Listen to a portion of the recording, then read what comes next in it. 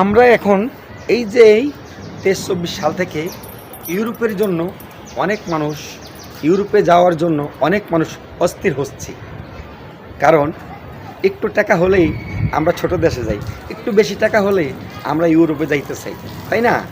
তো ইউরোপে যেতে হলে কিন্তু ভাই নিজস্ব মানুষ থাকলে আপনারা যান। আর যদি আপনারা দালালের হাত ধরে যান তাহলে বুঝবেন আপনারা মরছেন। দালালেরা বলবে, নিজস্ব কিছু লোক বলবে যে আপনারা 5 লাখ টাকা এখন দেন, কিন্তু বিদেশে আইসা যদি আপনার কাছ থেকে 15 লাখ টাকা নিব দালাল, ইটালি নেওয়ার জন্য, ফ্রান্সে নেওয়ার জন্য, অস্ট্রেলিয়া নেওয়ার জন্য, কোরিয়া নেওয়ার জন্য, আরও বিভিন্ন কান্ট্রিতে নেওয়ার জন্য 15 লাখ টাকা যাবে, 20 লাখ টাকা যাবে। আপনি 5 লাখ টাকা এখন দেন আর 10 লাখ টাকা যাইয়া দিবেন। কিন্তু ভাই টাকা যার পকেটে যায় তার